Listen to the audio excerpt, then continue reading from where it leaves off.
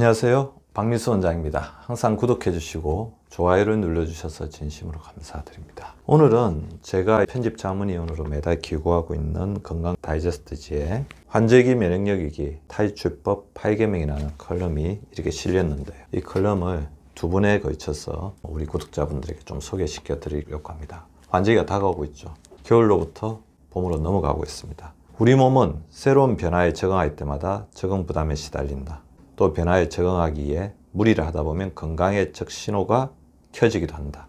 계절이 바뀌는 시점이다. 겨울에서 봄으로 바뀌는 환절기는 우리 몸의 면역 시스템이나 기능에 또 한 번 적응과 도전의 시기이기도 하다. 봄에는 환절기 질환을 비롯한 각종 질병들이 본격적으로 발병하며 각종 알레르기원과 미세먼지가 극성을 부려 면역 시스템이 가로에 빠지기 쉽다. 또 겨울 동안 움츠렸던 몸이 깨어나면서 활동량이 늘고 이때 컨디션 관리를 잘못하면 만성 피로에 시달리게 된다. 그리고 일교차도 굉장히 심하죠. 그래서 우리 환절기 건강관리를 어떻게 하느냐가 어떻게 보면 1년 건강관리의 가장 중요한 시기. 그렇잖아요. 우리 건강은 내가 가지고 있는 것들을 잘 지키고 그리고 밖으로 나가는 마이너스적인 요인들을 최소화해야 됩니다. 외부로부터 오는 위협으로부터 우리 몸을 잘 방어하고 우리가 가지고 있는 자산, 건강 자산을 잘 유지해야 되기 때문에 환절기는 어쩔 수 없이 계절의 변화에 따라서 우리 몸이 적응하는 데 있어서 부담을 가지는 시기인데 그때 우리 몸을 잘 보호하고 지켜야 됩니다. 그래서 오늘 환절기에 건강관리 잘하는 8개명 중 일부 먼저 4가지를 소개시켜 드리도록 하겠습니다. 환절기 면역력을 지키는 1계명은 체온을 올려 자율신경계의 균형을 사수하는 것입니다. 중심 체온을 올려야 됩니다. 환절기가 되면 일교차 심하면서 자율신경계가 부담을 가지고 그래서 체온이 떨어지기가 쉽거든요. 그래서 중심 체온을 정상으로 유지하기 위해서는 적절한 수분 섭취를 하는 것이 중요하고 충분한 숙면을 취해야 합니다. 잠을 잘 때 이불을 가슴까지 덮고 손발이 찬 사람은 수면 양말을 신는 것도 도움이 됩니다. 수면 시 지나친 저혈당이 문제가 되면 우리가 혈액순환이 저해가 되기 때문에 자기 전에 바나나나 견과류 같이 심신을 안정시키는 음식을 섭취하면 도움이 되기도 하죠. 그리고 실온도가 굉장히 중요합니다. 너무 추워도 문제가 되고 너무 더워도 문제가 됩니다. 그래서 약간 서늘할 정도, 너무 덥거나 너무 차갑지 않게 하는 게 굉장히 중요할 것 같습니다. 체온을 올리는 과일, 견과류, 마늘, 파, 찹쌀, 갈치, 새우, 식초 등을 섭취하는 것도 도움이 되죠. 중심 체온을 정상적으로 유지하기 위해서는 목욕이나 반신욕도 도움이 됩니다. 저 같은 경우는 목욕을 좀 권해드리고 싶어요. 그래서 집에 탕이 있다면 탕에 물을 좀 받아놓고 온도는 38도에서 42도 미지근한 온도로 하셔야지 부교감 신경계가 활성화가 됩니다. 탕이 없다면 대야 같은 거에 잠시 족욕을 하는 것도 반신욕이나 그런 것도 도움이 되겠죠.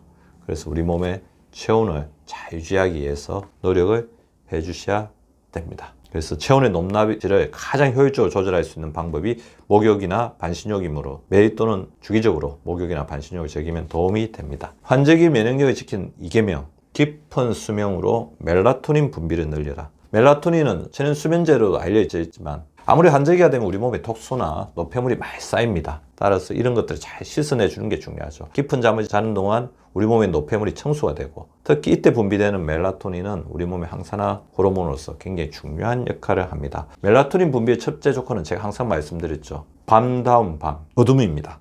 우리가 주목해야 될 것은 빛이 완벽하게 차단됐을 때 멜라토닌이 분비가 된다는 것입니다. 그리고 소음도 제거가 되어서 깊은 잠을 자야 되죠. 따라서 밤에 잠을 잘 때 소음과 조명을 완벽히 제거하는 것이 필요합니다. 그러니까 TV를 켜놓고 자거나 머리맡에 스마트폰이 있다고 한다면 오히려 노화를 촉진시키는 환절기 건강관리에 도움이 되지 않는 그런 수면이겠죠. 그리고 멜라토닌 호르몬은 비타민 C, 비타민 E 못지않게 강력한 항산화 작용을 가지고 있기 때문에 음식으로도 섭취를 해주는 게 굉장히 중요한데요. 바나나와 파레 등 트립토판이라고 하는 물질은 세로토닌과 멜라토닌의 재료가 되기 때문에 바나나, 파레 같은 게 도움이 될 것 같습니다. 특히 바나나에는 신경을 안정시키는 마그네슘이 들어있기 때문에 숙면을 취하는 데도 도움이 되겠죠. 그리고 수면 효율을 높이는 게 굉장히 중요한데요. 수면 효율은 뭐냐면 잠자리에 누워있는 시간 분에 실제 잠을 잔 시간, 이게 수면 효율이라고 하기도 하고, 전 또 질적인 수면 효율도 중요합니다. 잠을 잤지만 얕은 잠을 잔 게 아니고 깊은 잠, 숙면을 취하는 것도 굉장히 중요하겠죠. 그래서 제가 빛과 소음을 완벽하게 제거하는 게 중요하다.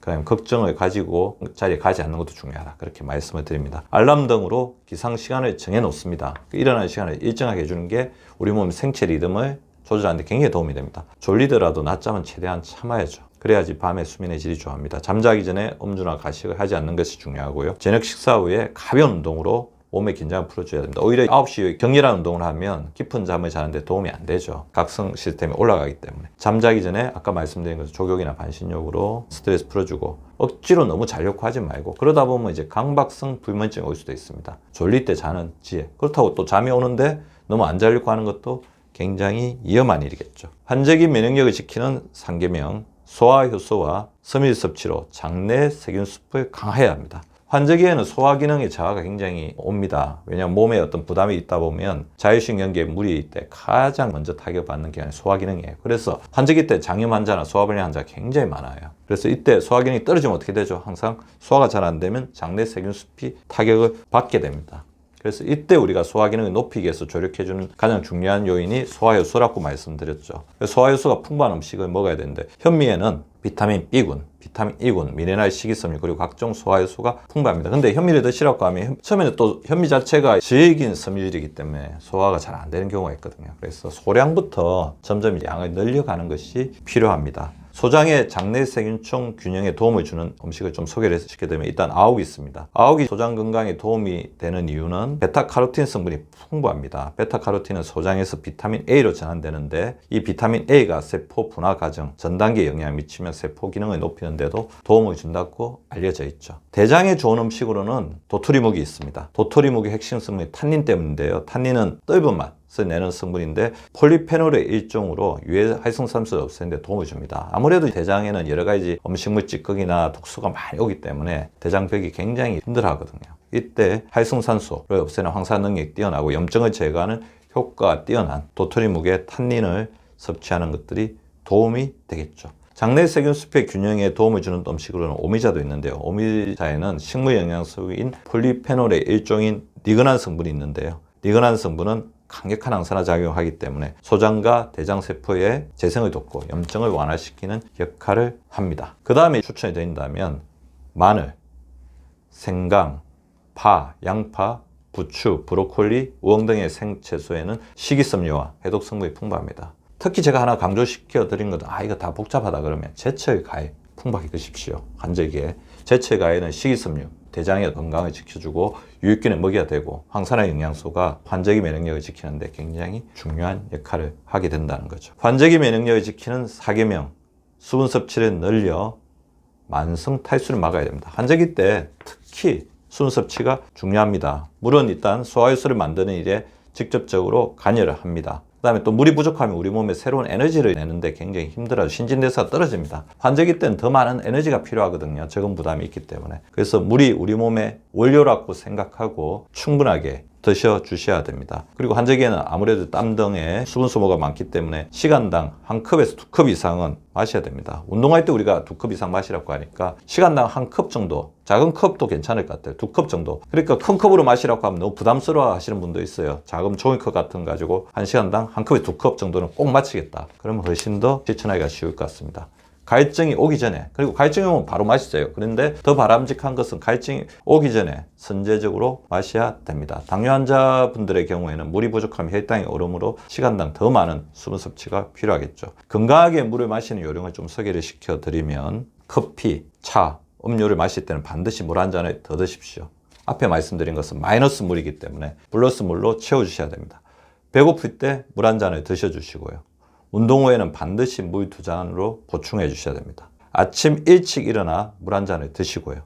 1-2시간 간격으로 물을 마시되 물 1컵을 여러 번에 나누어서 음식을 먹듯이 씹어 먹는다는 말도 있죠. 그러니까 그 드시는 것도 도움이 됩니다. 미지근한 물을 먹으면 중심 체온이 떨어지지 않겠죠. 식사 시간 전후에는 소화효소, 소화액의 원활한 분비를 위하여 가급적 물을 좀 삼가하는 게 좋을 것 같고요. 식사 전에 30분에 마시고, 그러니까 식사하기 전 30분에 마시고 식사 후엔 2시간 지나서 마시면 좀 도움이 되겠습니다. 운동이나 육체 활동 후 땀을 많이 배출했을 때, 기운이 없을 때 각종 음료를 마시거나 담배를 피울 때 물을 반드시 한 잔 마셔서 우리 몸의 독소를 씻어내고 노폐물을 밖으로 배출한다는 느낌을 가지면 좋을 것 같습니다. 환절기 면역력 위기 탈출법 8계명 중에 오늘 1계명에서 4계명까지를 말씀드렸습니다. 우리 구독자분들 잘 실천하시고 저는 또 5계명에서 8계명 2부로 다시 돌아오겠습니다. 환절기 면역력을 잘 지키는 우리 구독자분들 되시기 바랍니다. 구독과 좋아요는 박미수 박사 TV를 지속시키는 생명력입니다. 많이 구독해 주시고 좋아요를 눌러 주시기 바랍니다. 항상 감사드립니다.